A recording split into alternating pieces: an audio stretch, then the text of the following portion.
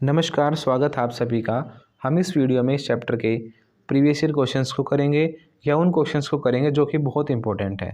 हमने इससे पिछली वीडियो में भी इंपॉर्टेंट और प्रीवियस ईयर क्वेश्चंस किए थे, ठीक है। ये है उसका सेकंड पार्ट। तो देखो, इसमें पहला क्वेश्चन है, उद्योगों का स्थानीयकरण किन तत्वों पर निर्भर करता है, उदाहरण सहित व्याख्या करो। ये मोस्ट इंपॉर्टेंट क्वेश्चन है। देखो, मैंने आपको इस चैप्टर में इंडस्ट्रीज़ के बारे में ही पढ़ाया था कि इंडस्ट्रीज़ अगर हमें सेटअप करनी हो तो उसके लिए क्या क्या मेन चीज़ें चाहिए, क्या क्या वो मेन फीचर्स हैं जिन पर इंडस्ट्रीज़ टिकी हुई हैं। इस क्वेश्चन में हमें मेनली वही बातें बतानी है कि इंडस्ट्री को सेटअप करने के लिए क्या क्या चीज़ें चाहिए। क्वेश्चन को पढ़ो एक बार और समझ के देखो, बिल्कुल सिंपल वही बातें पूछी आपसे। उद्योग का स्थानीयकरण किन तत्वों पर निर्भर करता है। अब आप इस लाइन को देख के कन्फ्यूज हो सकते हो कि स्थानीयकरण का मतलब क्या आ गया भाई। स्थानीयकरण का मतलब है कि सेटअप करना, उनको एक स्थान पर उन्हें फिक्स करना। तो उद्योग का स्थानीयकरण की सेंस ये बन गई कि उद्योग लगाने के लिए हमें क्या क्या मेन चीज़ चाहिए उसके बारे में बताओ भाई। तो मैंने आपको पढ़ाई थी ये चीज़ तो, कि हमें क्या क्या चीज़ें चाहिए इंडस्ट्री को सेटअप करने के लिए। देखो, ज़मीन चाहिए, अच्छी लेबर चाहिए, सस्ती लेबर चाहिए, रॉ मटेरियल चाहिए, बाज़ार के पास होना चाहिए। ये सारी चीज़ें हमने पढ़ी थी ना, वही बातें आपसे यहाँ पे पूछी हैं। तो अगर आपसे सिंपली पूछें कि उद्योग लगाने के लिए क्या क्या चीज़ें ज़रूरी हैं, तो भी इसका आंसर वही होगा। या आपसे ऐसे पूछे आपके एग्जाम में कि उद्योगों का स्थानीयकरण किन तत्वों पर निर्भर करता है, तो भी यही बातें आपको बतानी है। किसी स्थान पर उद्योग की स्थापना के लिए कुछ भौगोलिक, सामाजिक तथा आर्थिक तत्वों का होना आवश्यक है, ठीक है। कुछ भौगोलिक, सामाजिक और आर्थिक तत्व होने चाहिए आसपास। उदाहरण के लिए कच्चा माल यानी कि रॉ मटेरियल मिलना चाहिए, शक्ति के साधन यानी कि मशीनरी वगैरह होनी चाहिए, ठीक है। और ऐसी चीज़ होनी चाहिए जिनसे कि मशीनें चल सके, जैसे या तो फ्यूल हो या कोयला हो या बिजली हो, ये होते हैं शक्ति के साधन। तो ये चीज़ें हमें चाहिए। कच्चा माल भी चाहिए, श्रम मतलब कि लेबर होनी चाहिए, पूंजी यानी कि पैसा होना चाहिए, और बाजार उद्योग के महत्वपूर्ण निर्धारक है। और बाजार होना चाहिए। इंडस्ट्रीज तभी तो लगेंगे जब बाजार होगा, तभी तो बेचेंगे अपने सामान को। इन्हें उद्योगों के आधारभूत कारक भी कहते हैं। ये मेन कारक है जिन पर कि उद्योग टिके होते हैं। ये सारे कारक मिलकर किसी भी इंडस्ट्री को बनाने में बहुत बड़ा रोल निभाते हैं। प्रत्येक कारक का महत्व समय, स्थान और उद्योग के अनुसार बदलता रहता है, ठीक है। हर एक जो रीज़न है उसकी जो इम्पोर्टेंस है वो समय के साथ, जगह के साथ, उद्योगों के साथ बदलती रहती है। इन अनुकूल तत्वों के कारण किसी स्थान पर अनेक उद्योग स्थापित हो जाते हैं। अगर ये चीज़ें होंगी जो अभी मैंने आपको बताई थी, बाजार होगा, पूंजी होगी, ठीक है, शक्ति के साधन होंगे, तो वहाँ पे इंडस्ट्री आराम से सेटअप हो सकती हैं। यह क्षेत्र औद्योगिक क्षेत्र बन जाता है। औद्योगिक स्थानीयकरण के मुख्य कारण निम्नलिखित है। अब उन्हीं पॉइंट्स को आप एक एक करके समझो। ये इंपॉर्टेंट क्वेश्चन है बहुत, क्योंकि जब चैप्टर का मेन सार है ये, मान लो आप, मैंने जब आपको चैप्टर पढ़ाया तो यही बातें तो पढ़ाई थी सारी। अगर किसी बच्चे ने चैप्टर वाली वीडियोस नहीं देखी हैं तो पहले उनको देखो, फिर आप क्वेश्चन आंसर्स करना, क्योंकि अगर आपने वो देख ली तो इनके आंसर अपने आप ही दे सकते हो, ठीक है। जब आप बुक में पढ़ते हो तो आपको चीज़ें मुश्किल लगती हैं थोड़ी, तो मैंने आपको वहाँ पे बहुत ईजी तरीके से समझाने की कोशिश की है वीडियोज़ में।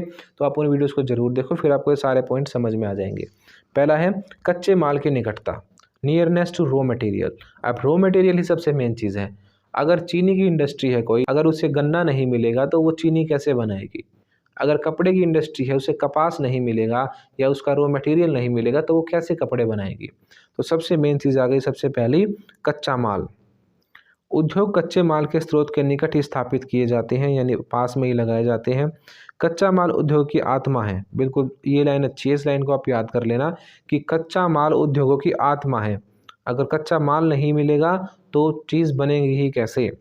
उद्योग वहीं पर स्थापित किए जाते हैं जहां कच्चा माल अधिक मात्रा में, कम लागत पर आसानी से उपलब्ध हो सके।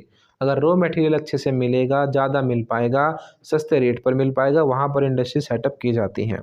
इसलिए लोहे और चीनी के कारखाने कच्चे माल के प्राप्ति स्थान के निकट लगाए जाते हैं। अभी मैंने आपको बताया था ना चीनी के बारे में कि अगर गन्ना होगा तभी चीनी बनेगी। तो इंडिया में यूपी में सबसे ज़्यादा गन्ना पैदा होता है। सबसे ज़्यादा चीनी की इंडस्ट्री जो है, चीनी के जो मिलें हैं, वो भी हमारी यूपी में ही है, क्योंकि वहाँ पे रॉ मटेरियल उन्हें आसानी से मिल जाता है। और जो भी लोहे से बनी हुई चीज़ें हैं, तो जहाँ पर लोहा निकलता होगा वहीं पे तो लोहे की इंडस्ट्री लगेगी। तो यही कह रहे हैं कि ये कारखाने जो हैं ये रॉ मटेरियल के पास में ही लगाए जाते हैं। शीघ्र खराब होने वाली वस्तुएं जैसे डेयरी उद्योग भी उत्पादक केंद्रों के निकट लगाए जाते हैं। और ऐसे प्रोडक्ट्स जो जल्दी खराब हो जाते हैं, जैसे कि दूध है, ठीक है, जो भी डेयरी प्रोडक्ट हैं वो सारी चीज़ें, वैसी इंडस्ट्री भी ऐसे उद्योगों के बिल्कुल पास में लगाई जाती हैं। जैसे कि शहर से थोड़ी ही दूर लगाया जाता है ऐसा उद्योग, ताकि जल्दी से जल्दी डेयरी प्रोडक्ट को पहुंचाया जा सके। भारी कच्चे माल के उद्योग उन वस्तुओं के मिलने के स्थान के निकट ही लगाए जाते हैं, यानी वही हैवी इंडस्ट्रीज वहीं पर लगाई जाती हैं जहां पर रॉ मटेरियल मिल सके। इस्पात उद्योग कोयला तथा लोहा खानों के निकट स्थित है।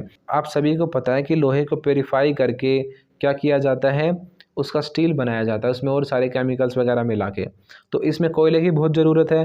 तो जहाँ पर नेचुरली कोयला और लोहा मिलता है वहीं पर स्टील बनाने की इंडस्ट्रीज लगती हैं, इस्पात के कारखाने लगते हैं।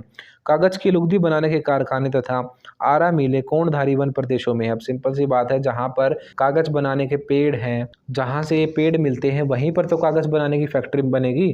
तो कोणधारी वन यानी कि जो ठंडे प्रदेश हैं जहाँ पर इस टाइप के पेड़ मिलते हैं जिनसे कागज़ बनता है, उसी एरिया में बहुत सारी आरा मशीनें हैं, यानी जो फर्नीचर को काटती हैं वो मशीनें हैं, ठीक है, वो कारखाने हैं। और वहीं पर कागज़ बनाने की बहुत सारी फैक्ट्रीज़ हैं। अब दिल्ली में लगा लें कागज़ बनाने की फैक्ट्री, तो जा जाके उत्तराखंड से पेड़ ले लेकर आएंगे दिल्ली में वो। तो जहाँ पर रॉ मटेरियल होता है वहीं पर इंडस्ट्री सेटअप होती है।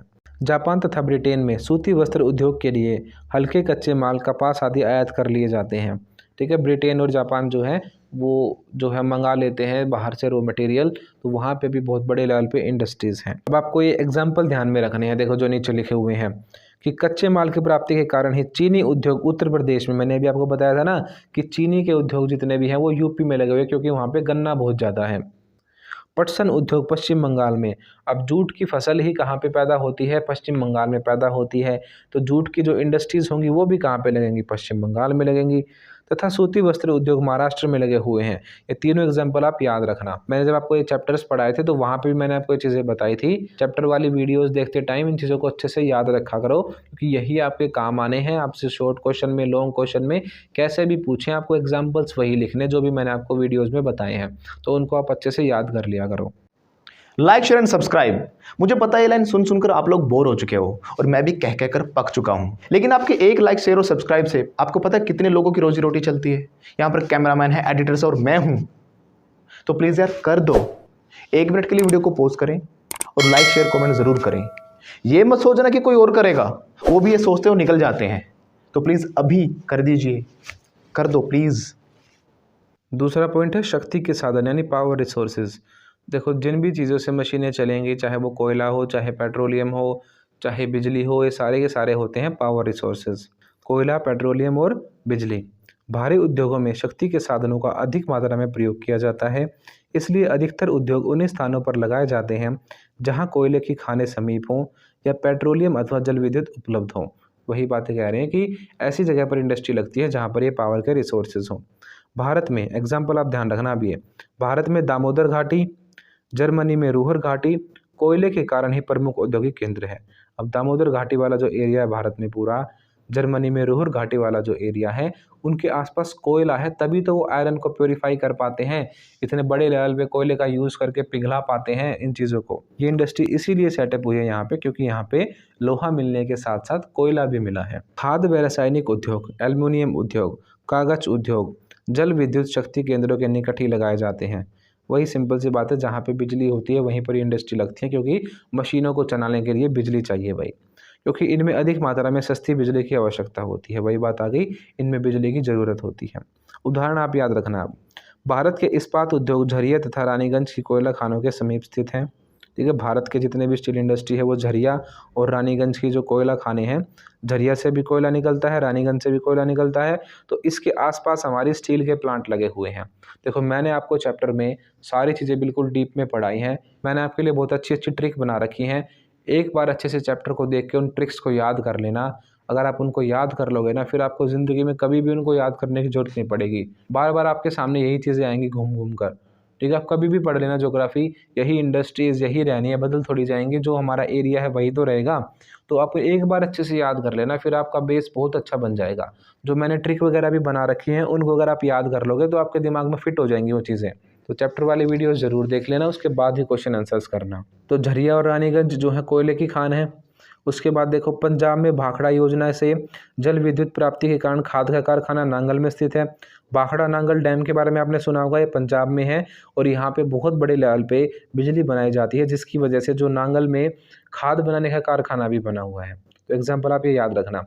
इसी कारण रूस में डॉनबॉस औद्योगिक केंद्र, यूएसए में झील क्षेत्र कोयला खानों के निकट ही स्थित है। रशिया में बताया है डॉन बॉस वाला एरिया, यूएसए में बताया है जो ग्रेट लेक्स वाला एरिया वो, तो उस एरिया में क्या है कोयला मिलता है, इसीलिए यहाँ पे बहुत सारी इंडस्ट्रीज बनी हुई हैं। इंडस्ट्री सेटअप करने के लिए तीसरा मेन पॉइंट है ट्रांसपोर्टेशन। अगर यातायात के साधन नहीं होंगे तो फिर कैसे इंडस्ट्रीज लगाओगे आप। एक और मेन पॉइंट आ गया हमारा यातायात के साधन। उन स्थानों पर उद्योग लगाए जाते हैं जहां सस्ते, उत्तम, कुशल और शीघ्रगामी यातायात के साधन उपलब्ध हों। सस्ते रेट पर मिलते हों, अच्छे मिलते हों, शीघ्रगामी यानी जो जल्दी पहुंच सके, ऐसे यातायात के साधन मिले हमें। कच्चा माल, श्रमिक तथा मशीनों को कारखानों तक पहुंचाने के लिए सस्ते साधन चाहिए।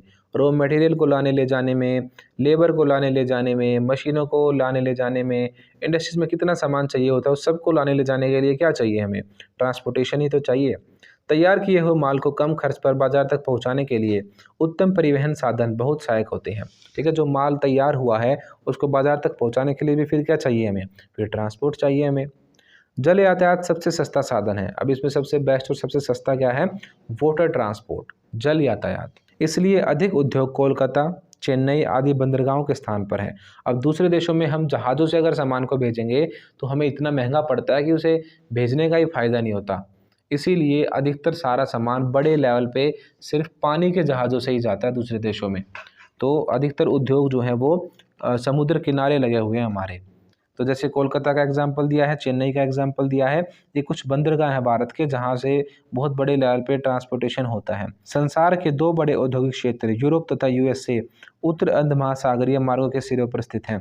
जो एरिया यूएसए का डेवलप है या यूरोप का डेवलप है वो सारे के सारे कहाँ पे हैं, समुद्री किनारों पर स्थित हैं, जहाँ से पूरी दुनिया में वो व्यापार करते हैं। ठीक है, तो यातायात के साधन सबसे ज़रूरी चीज़ है। जहाँ पे जितने अच्छे यातायात के साधन होंगे वहाँ पर इंडस्ट्रीज़ उतनी ही ज़्यादा डेवलप हो पाएंगी। फोर्थ देखो जलवायु। अब क्लाइमेट तो बहुत बड़ा रोल निभाता है। अब जिस हिसाब का क्लाइमेट होगा उसी हिसाब की इंडस्ट्री वहाँ पे लग पाएगी। अब जहाँ पे बारिश ज़्यादा होती होगी वहाँ पर कागज़ बनाने की फैक्ट्री नहीं लगा सकते ना हम, तो जलवायु बहुत बड़ा रोल निभाती है। कुछ उद्योगों में जलवायु का मुख्य स्थान होता है। उत्तम जलवायु मनुष्य की कार्यकुशलता पर भी प्रभाव डालती है। कार्यकुशलता का मतलब है वर्क एफिशिएंसी। अगर अच्छा मौसम होगा तो आदमी जो है काम भी ज़्यादा कर पाते हैं। अगर आप देखते हो नॉर्मल हल्की फुल्की ठंड वाला एरिया है तो वहाँ पे ज़्यादा काम हो पाता है। अगर गर्मी पड़ रही है बहुत ज़्यादा तो आप जल्दी एग्जॉस्ट हो जाते हो, काम कम कर पाते हो, तो उससे प्रोडक्शन भी कम होता है। सूती कपड़े के उद्योग के लिए आर्द्र जलवायु अनुकूल होती है। सूती कपड़ा है उसको बनाने के लिए आर्द्र जलवायु चाहिए। इस जलवायु में धागा बार बार नहीं टूटता। ठीक है, जो आर्द्र जलवायु होती है, नमी वाली होती है, उसमें जो धागा बनाया जाता है कॉटन का वो बार बार नहीं टूटता। वायुयान उद्योग के लिए शुष्क जलवायु की आवश्यकता होती है और जो जहाज बनाने के उद्योग है वहाँ पे इसका बिल्कुल उल्टा चाहिए। ठीक है, जो लोहे की चीज़ें बनती है जहाँ पे, वहाँ पे नमी वाला एरिया नहीं चाहिए हमें। देखो कपड़े बनाने के लिए हमें मेनली आर्द्र जलवायु चाहिए, क्योंकि उसमें क्या होता है जब वो फाइबर का धागा तैयार किया जाता है तो वो अगर ज़्यादा सूखा मौसम होगा तो जल्दी सूख जाएगा और जल्दी टूट जाता है वो।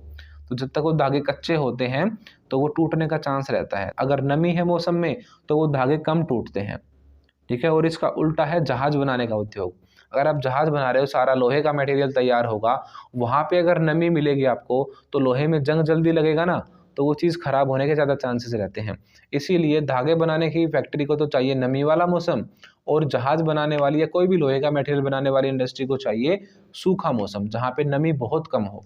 इसीलिए आपको दो एग्जाम्पल ध्यान में रखने हैं कि जो हमारी सूती मिलें हैं अधिकतर वो मुंबई महाराष्ट्र में लगी हुई हैं, और जो हमारा जहाज बनाने का कारखाना है वो बेंगलोर में लगा हुआ है। बेंगलोर में जो है वो शुष्क मौसम है और जो महाराष्ट्र है वहाँ पे नमी वाला मौसम रहता है।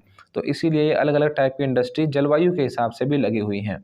अब देखो कैलिफोर्निया में हॉलीवुड में चलचित्र उद्योग के विकास का एक महत्वपूर्ण कारण यह है कि वहाँ बाह्य शूटिंग के लिए अधिकतर मेघ रहित आकाश मिलता है। बिल्कुल सिंपल सी वही बात है कि हॉलीवुड इसीलिए सेटअप हुआ है कैलिफोर्निया नाम की जगह पे, क्योंकि वहाँ पे जो है बारिश वगैरह कम होती है तो आराम से आउटडोर शूटिंग हो जाती है। फिफ्थ है पूंजी की सुविधा यानी कैपिटल। अब जहाँ पे पूंजी हो, जहाँ पे पैसा हो लोगों के पास, वहीं पर तो इंडस्ट्री सेटअप की जाएंगी। तो पूंजी बहुत ज़रूरी है। उद्योग उन स्थानों पर लगाए जाते हैं जहाँ पूंजी पर्याप्त मात्रा में, ठीक समय पर तथा उचित दर पर मिल सके, यानी लोन वगैरह, रेट, पैसा सब कुछ मिल सके। ठीक है, ढंग से मिल जाए और सही रेट पर मिल जाए, तभी वहाँ पे इंडस्ट्री लगाई जा सकती है। निर्माण उद्योग को बड़े पैमाने पर चलाने के लिए अधिक पूंजी की आवश्यकता होती है। बहुत पैसा लगता है भाई, ये कह रहे हैं इस लाइन में उद्योग चलाने के लिए। विकसित देशों द्वारा विकासशील देशों में पूंजी लगाने के कारण उद्योगों का विकास हुआ है। बड़े बड़े जो देश हैं उन्होंने कम डेवलप्ड कंट्रीज़ में अपनी इंडस्ट्रीज़ लगाई हैं। राजनीतिक स्थिरता और बिना डर के पूंजी विनियोग उद्योगों के विकास में सहायक है। ठीक है, राजनीतिक स्थिरता मतलब एक अच्छी सरकार होगी, अच्छी अगर उसकी पॉलिसीज़ होगी, अगर वो इंडस्ट्रीज़ को प्रमोट करेगी तो वहाँ पे इंडस्ट्री लगाई जा सकती हैं। दिल्ली, मुंबई, कोलकाता आदि नगरों में बड़े बड़े पूंजीपतियों और बैंकों की सुविधा के कारण ही औद्योगिक विकास हुआ है। दिल्ली हुआ, मुंबई हुआ, कोलकाता हुआ, यहाँ पे बड़े बड़े व्यापारी थे, बड़े बड़े बैंक थे, जिनसे कि इंडस्ट्रीज लगाने में बहुत आसानी होती है। तो पैसा तो सबसे मेन है इंडस्ट्री में। किसी एरिया में पैसा होगा, बैंकिंग सिस्टम होगा, ये सारी चीज़ें होंगी, तभी जाकर इंडस्ट्री सेटअप की जा सकती हैं। अगला पॉइंट देखो, कुशल श्रमिक यानी स्किल्ड लेबर। अब अच्छे लेबर आपको मिलेगी तभी तो आप इंडस्ट्री में उनसे काम करवा पाओगे, तभी तो वो किसी चीज़ का प्रोडक्शन कर पाएंगे। तो कुशल श्रमिक अधिक और अच्छा काम कर सकते हैं, जिससे उत्तम व सस्ता माल बनता है। ठीक है, अच्छे से वो काम करते हैं, जिससे बहुत बढ़िया प्रोडक्ट बनता है। किसी स्थान पर लंबे समय से एक ही उद्योग में काम करने वाले श्रमिकों के कारण औद्योगिक केंद्र बन जाते हैं। यानी जब एक ही टाइप के मजदूर किसी एक एरिया में स्पेशली काम करते रहते हैं तो वहाँ पे उसी टाइप के बहुत सारे इंडस्ट्रियल सेंटर बन जाते हैं। आधुनिक मील उद्योग में अधिक कार्य मशीनों द्वारा होता है, इसीलिए कम श्रमिकों की आवश्यकता होती है। आजकल क्या हो रहा है, मशीनें ज़्यादा यूज़ हो रही हैं, जिसकी वजह से लेबर की थोड़ी कम ज़रूरत है। अब ये एरिया है, आप इसको ध्यान रखना कि लंकाशायर में सूती कपड़ा उद्योग कुशल श्रमिकों के कारण ही उन्नत हुआ है। लंकाशायर नाम की जो जगह है, वहाँ पे जो सूती कपड़े बनते हैं बहुत ज़्यादा, वो किसकी वजह से हो पाया है? वहाँ के स्किल्ड लेबर की वजह से हो पाया है। वहाँ के लोग इस काम को करने में माहिर हैं। लंकाशायर के लोग कपड़े बनाने के माहिर हैं। मैंने आपको जब चैप्टर पढ़ाया तो कई एग्जाम्पल दिए थे ना, जैसे स्विट्जरलैंड के लोग जो हैं वो घड़ी बनाने के माहिर हैं। तो घड़ी बनाने के माहिर हैं वो, तो वो क्या करते हैं? तो वहाँ पे किस चीज़ की इंडस्ट्री है? घड़ी बनाने की ही इंडस्ट्रीज़ हैं। तो लोग जिस हिसाब का काम जानते हैं, जो उनके हाथ की कला है, उस हिसाब से भी इंडस्ट्री सेटअप होती हैं। तो ये सारी वे मेन बातें हैं जिनकी वजह से किसी एरिया में कोई इंडस्ट्री लगी हुई है। अगर आपको कोई लाइन मुश्किल लग रही है इसमें से, तो आप ज़रूरी नहीं है उसको एज इट इज़ लिखो, आप अपनी लैंग्वेज में भी लिख देना। पर आपको मैं 2 चीज़ें कह रहा हूँ बार बार, 2 चीज़ें आपको एज इट इज़ याद करनी है। एक तो ये हेडिंग, जैसे इसकी हेडिंग लिखी हुई है कुशल श्रमिक, स्किल्ड लेबर, ये हेडिंग आपको याद करनी है बहुत अच्छे से। और जितने भी एग्जाम्पल आएंगे, जैसे कि ये भी एग्जाम्पल आया है कि लंकाशायर में सूती कपड़ा उद्योग है, इन चीज़ों को आपको अच्छे से याद करना है। ठीक है, इनको मत छोड़ना बिल्कुल भी। बाकी आप अपनी लैंग्वेज में लिख सकते हो इन्हें। मैं आपको कुछ शॉर्ट नोट्स भी प्रोवाइड करा दूंगा, जिनमें कि मैंने शॉर्ट तरीके से ही आपके लिए नोट्स बना रखे हैं, उनको आप याद कर लेना। अगर आपको ज्योग्राफी के हैंड रिटन नोट्स पीडीएफ चाहिए तो हमें इस नंबर पर व्हाट्सएप करें। आपको सिंपली इस पर 12th ज्योग्राफी नोट्स लिख के मैसेज सेंड करना है। आपको नोट्स बहुत ही नॉमिनल प्राइजेस पर मिल जाएंगे। अगर आप अदर सब्जेक्ट्स के भी चाहते हैं तो आपको 12th लिख के आगे वो सब्जेक्ट मेंशन करना है। जैसे आपको हिस्ट्री की चाहिए तो 12th हिस्ट्री नोट्स, पॉलिटिकल की चाहिए तो 12 पॉलिटिकल नोट्स लिख के मैसेज सेंड करना है। And other details you will get on WhatsApp. Thank you. तो उन शॉर्ट नोट्स में इसी टाइप से मैंने शॉर्ट तरीके से चीज़ें लिख रखी है, उनको आप अच्छे से याद कर लेना। कुछ उद्योगों में अत्यंत कुशल तथा कुछ उद्योगों में अर्ध कुशल श्रमिकों की आवश्यकता होती है।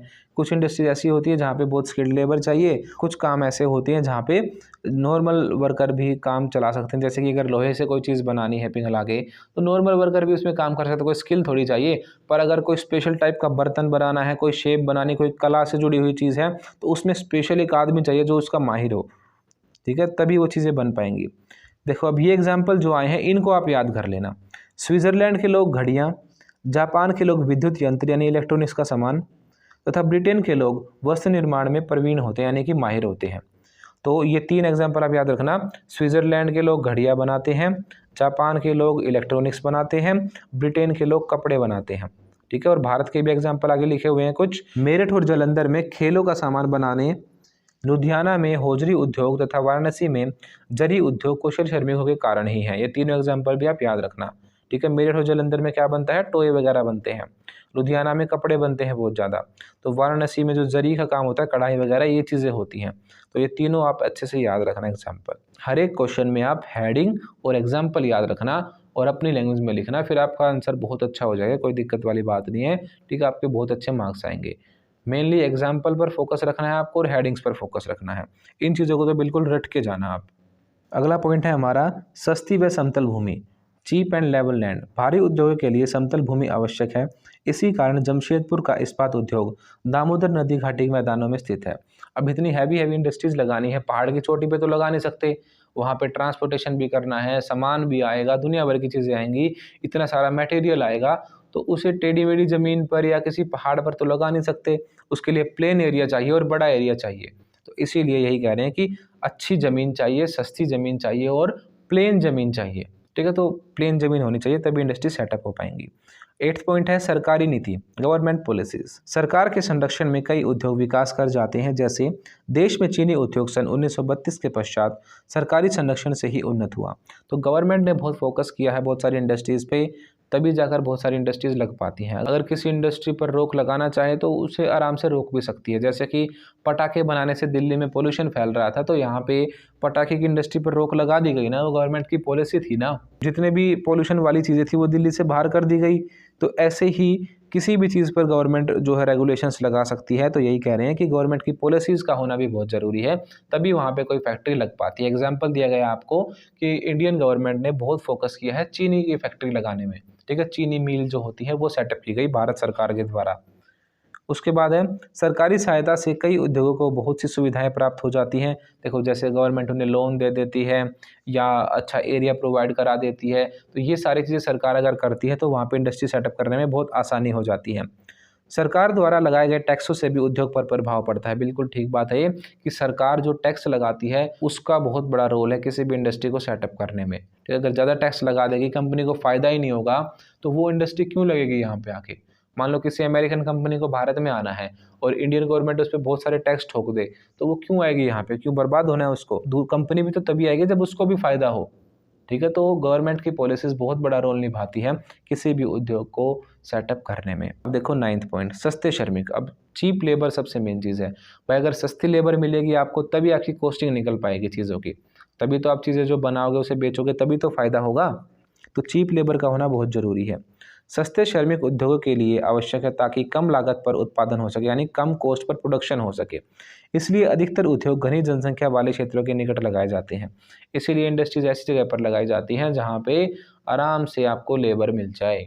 अब देखो 10वां पॉइंट, बाजार से निकटता। ये भी बिल्कुल मेन बात है भाई। जो भी चीज़ आपने बनाई है आपकी इंडस्ट्री में, उसके आसपास मार्केट होगी उसे बेचने के लिए, तभी तो कोई फ़ायदा होगा, वरना बना के रखते रहो क्या फ़ायदा उस चीज़ का। तो बाजार के पास होनी चाहिए इंडस्ट्री, तभी बात बनेगी भाई। मांग क्षेत्रों का उद्योग के निकट होना आवश्यक है, यानी डिमांड होनी चाहिए एरिया में उस चीज़ की। इससे कम खर्च पर तैयार माल बाजारों में बेचा जाता है। ठीक है, यानी कि कम रेट पर जो चीज़ तैयार की गई है उसे बाजारों में हम बेच सकते हैं। माल की खपत जल्दी हो जाती है, यानी चीज़ें जल्दी यूज़ कर लेते हैं लोग, और क्या है दोबारा से प्रोडक्शन किया जा सकता है, तथा लाभ प्राप्त होता है और प्रॉफिट होता है। सिंपल सी बात है भाई। आप एग्जाम्पल ले लो, सिंपली कार बनाने की कोई फैक्ट्री है।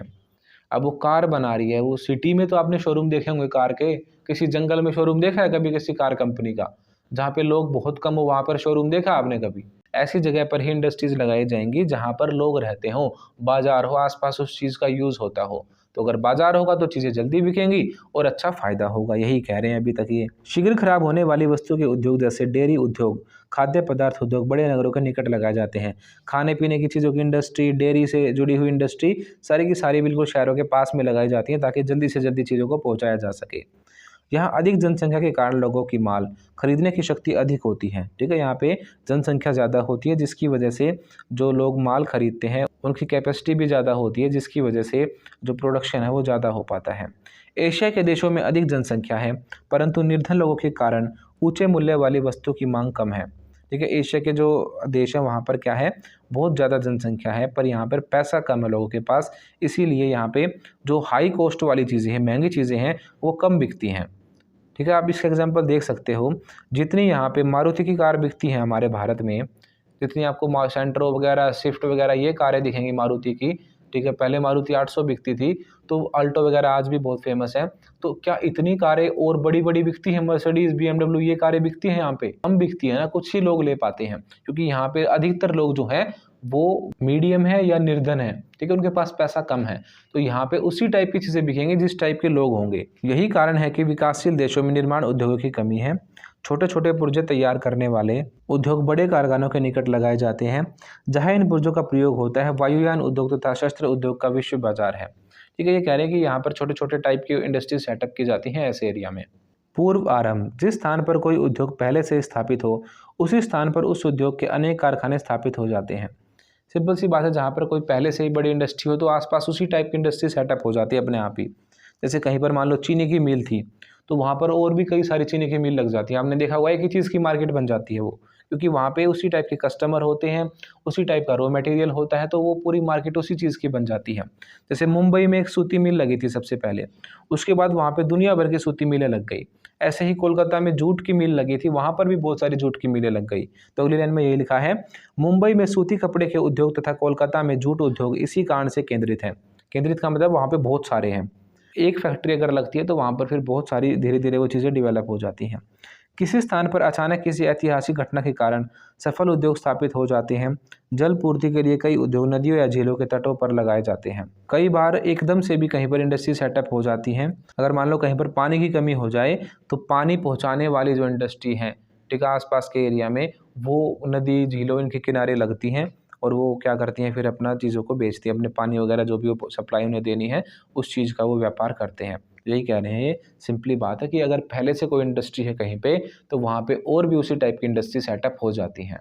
तो हमने इस चैप्टर के सारे मेन क्वेश्चन कर लिए हैं और जितने भी टॉपिक थे हमारे हमने चैप्टर में पढ़े ही थे। आप चैप्टर को अच्छे से देखो, सारी चीज़ों को समझो, जो भी चीज़ें मैं बताता हूँ कि ये इंडस्ट्री यहाँ पे है, ये यहाँ पे है, जो भी मैं आपको मैप दिखाता हूँ सारे के सारे आप अच्छे से याद करना, क्योंकि इन्हीं से आपके कोई भी क्वेश्चन बन सकते हैं। ठीक है, ज़रूरी नहीं है यही क्वेश्चन आए आपके, तो जो भी कंसेप्ट्स मैंने आपको चैप्टर में पढ़ाए हैं उनसे भी कोई ना कोई क्वेश्चन आपका बन सकता है। तो सारी चीज़ों को अच्छे से पढ़ना। मैंने आपके लिए सब कुछ बना दिया है, पहले आपको चैप्टर समझाया है, उसके बाद आपको क्वेश्चन आंसर्स कराए हैं, इंपॉर्टेंट क्वेश्चन कराए हैं और सारे वो क्वेश्चन भी कराए हैं जो कि पर्टिकुलर चैप्टर से आपके प्रीवियस ईयर्स में पूछे गए हैं। हर चैप्टर में मैं आपको वो क्वेश्चन करा रहा हूँ जो कि आपके पुराने वाले एग्जाम्स में आए हैं। ठीक है, तो जो भी क्वेश्चन बन सकते हैं वो चीज़ें मैंने आपको पढ़ा दी हैं सारी। आप बस क्या करना, अच्छे से मेहनत करना। और आपसे मेरी यही रिक्वेस्ट है कि अगर आपको हमारी ये मेहनत थोड़ी सी भी पसंद आ रही है ना, तो वीडियोस को लाइक ज़रूर करना और हमें कमेंट करके ज़रूर बताना कि आपको वीडियो कैसी लगी। अगर आपको ज्योग्राफी के हैंड रिटन नोट्स पीडीएफ चाहिए तो हमें इस नंबर पर व्हाट्सएप करें।